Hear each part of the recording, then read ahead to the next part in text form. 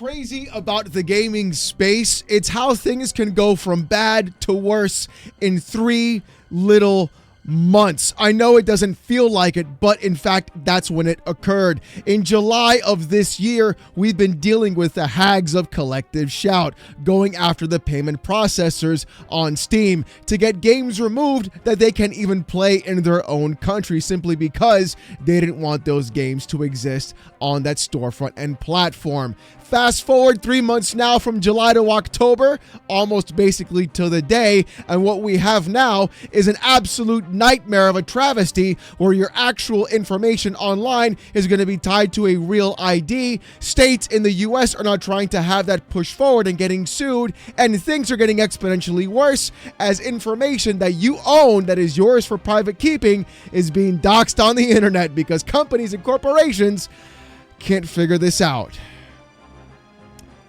Man, that little domino sure did a whole lot of moving now, didn't it? So what is going on? Don't worry, I will catch you up. It turns out that the entire thing was happening because of payment processors like Visa and MasterCard going after the merchant banks of Valve and Steam and itch.io to remove content and games that they felt were deemed inappropriate to be sold by customers or to them in the first place. This also caused other companies like PayPal to pull 90% of all the types of currencies that Steam could in fact use, and of course try to basically censor the kind of games you could play, even though these merchant banks should have zero say in what you can and cannot buy with your money. They are simply there to make the process of the payment. The thing is though, we went from video games and lewd images on Steam to My Girlfriend is a Futanari to an entire government like the UK now trying to enforce Real ID online, basically stating that one of the best ways to go ahead and complete your banking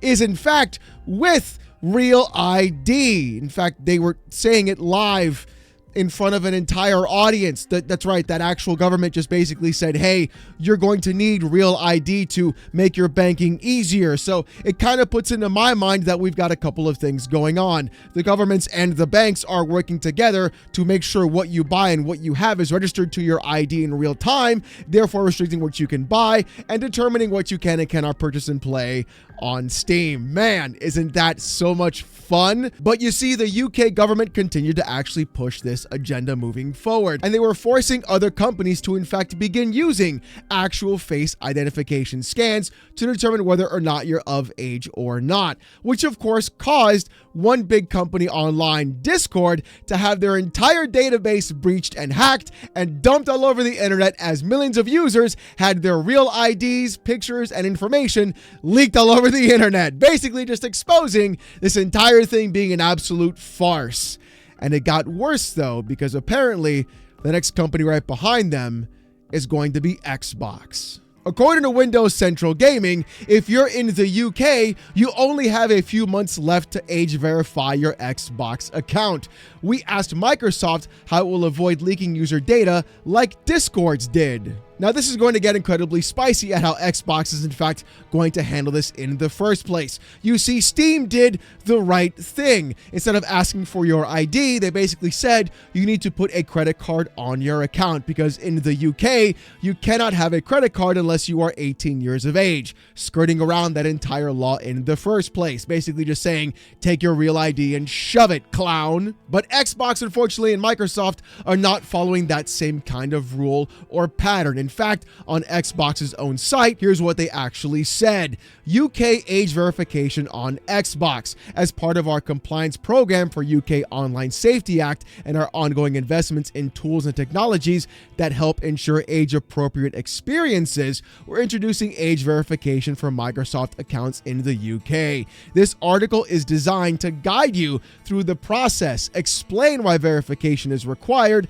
and help you understand what to expect. Whether you're setting up a new account or updating an existing one, you'll find answers here about verification methods, accepted forms of ID, and what features may be restricted if your age isn't confirmed. And of course, as always, the first thing they're going to be asking for is your ID. And they said this: how do I verify my age on the web? To verify your age, you must be at least 18 years of age with a government-issued photo ID, passport, residency card, or any other government-issued identification document with your picture on it. I'm really trying to figure out why every single company has not taken Steam and Valve's approach on this. Basically just saying you have to have a credit card on the account to access that information or that content. Boom, done. No ID needed. Nothing of the sort. I mean, we've talked about how the fact that the T-app got exposed after all those IDs were leaked online. We saw it happen with Discord as well, like we talked about earlier, where all those IDs and photos and images and phone numbers and addresses and every other piece of information was also leaked online simply because Discord couldn't keep their shit together in the first place. And now we're entrusting Microsoft with that same information. The same company who said that 30% of their code is done by AI. The same company who had to put out non-stop updates after a recent update for Windows 11 basically bricked the entire ability to recover your PC in every sense of the word, disabling the mouse and keyboard that you need to actually click the icons to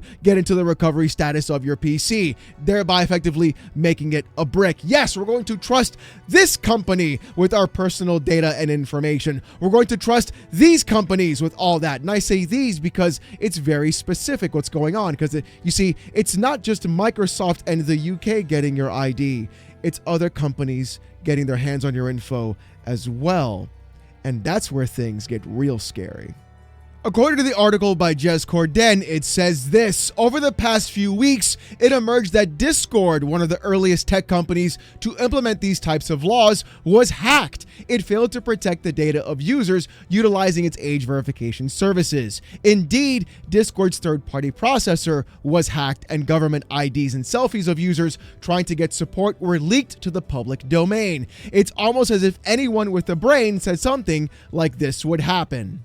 But I couldn't help but wonder what would stop Xbox running short of a situation like this, given that Xbox 2 is planning to use a third-party company to handle its age verification systems. So I thought I'd reach out and see how Xbox plans to handle things. Microsoft is using a third-party company called Yoti for its age verification systems on Xbox, a company that is also leveraged by the UK government, sites like OnlyFans, as well as PlayStation.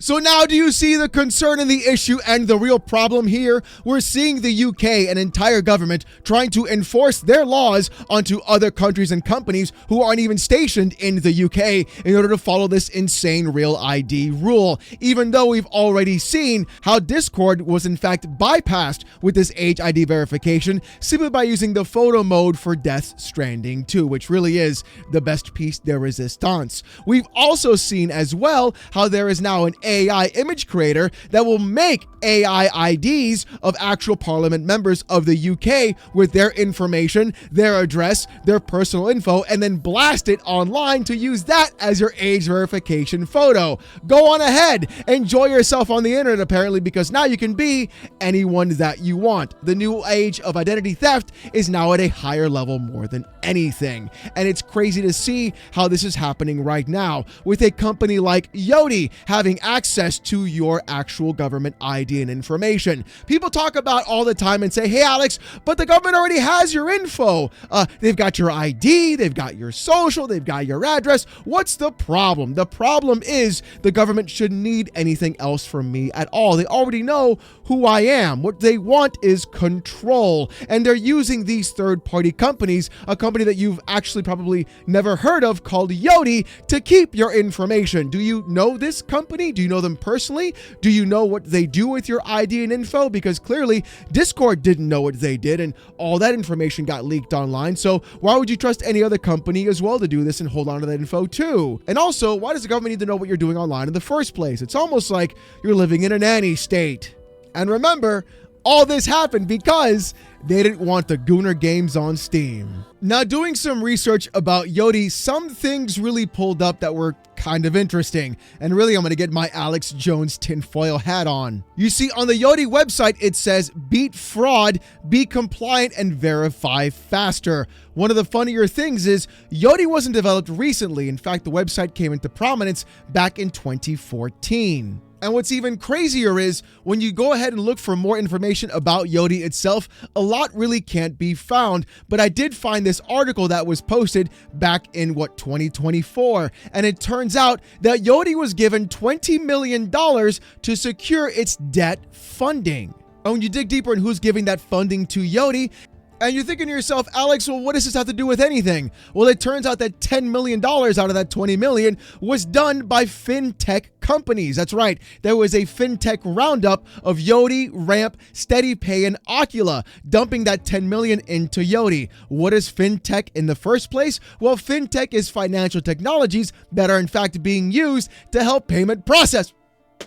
How does it all come back to this? How is it that we're sitting here watching the UK government say Real ID is going to be necessary for you actually doing your banking, and we're seeing companies like Xbox use a platform like Yoti, which was given $10 million by financial tech companies to make Real ID verification to go through and have your ID to track what kind of payments you're doing and what you're buying. Oh my God, brother, I can't. How are we here? How is this even happening right now? How is this even real or even legal in the first place? Real ID is not about protecting the kids. It's all about controlling what you're buying and accessing that information on you and using your ID to track what you're doing online on the internet. Holy shit!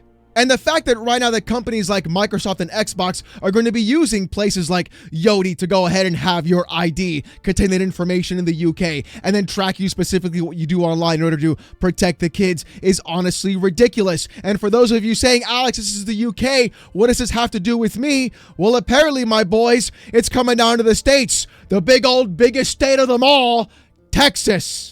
According to Mashable, Texas forces Google and Apple to verify ages in app stores. Teen social media ban could be next. Texas Governor Greg Abbott signed the online child safety bill into law in May 28th of this past year.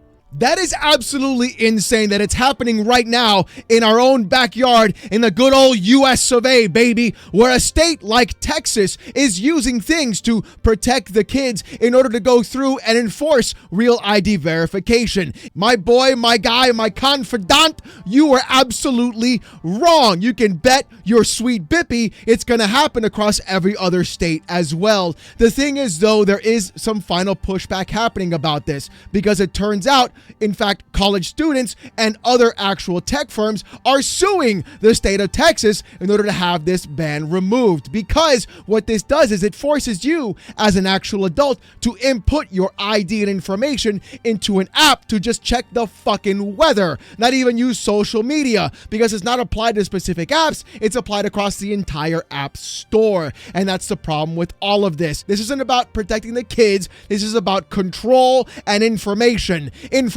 control, Raiden. That's what this is all about from the very beginning, and they're going to use that information to control you and keep you sequestered in your own little gated communities where your truth is what's real and what's seen in the first place. And if you want to buy My Stepsisters of Futanari Part 4, you can't, because your ID is listed on there and everything you buy is part of the merchant banks, and the merchant banks knows because they have to get your ID to see what you're buying in the first place, and everything else just falls right on back, baby. We're on the actual train to hell, and we're on a first class seat to get there. Achoo, achoo. But there has been some pushback, like I've said before. We've seen how industry experts and many people on the tech side are in fact suing the state of Texas. It's also being shown now as well, though, that Visa and MasterCard are agreeing to pay hundreds of millions of dollars in settlements because of an actual class action lawsuit.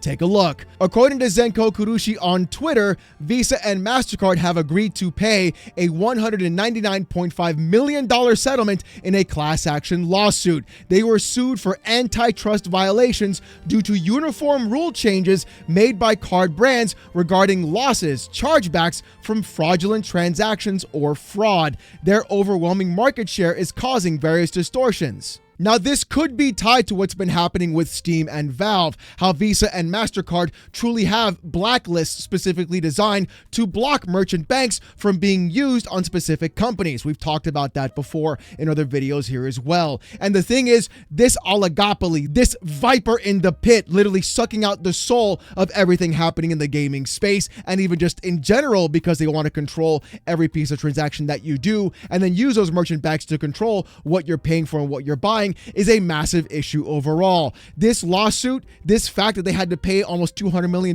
is merely just a drop in the bucket of the money these companies in fact have. And the fact that they're going around and paying that settlement means there could have been a lot more damage being done, not only to merchant banks, but also to those companies as well. We're seeing companies like Xbox and Microsoft fold at the feet of the UK. We're seeing other companies as well being used by the actual governments of the UK as well, dumping money in financial technologies to have bank transactions being charged with Real ID and combining those things together. We've seen the actual UK government admit that they're trying to go ahead and use Real ID for banking in the first place. All of this is tying back together. All of this is linking to a space where things are not going to be anonymous anymore, where the kind of games you play are no longer going to be allowed unless you give your ID, or hell, even checking the weather on an app now requires your ID as well. This is getting to a space right now where it is going to go beyond what we're actually expecting. And the fact that we're seeing this happen in just 3 short months on this channel while we've been documenting everything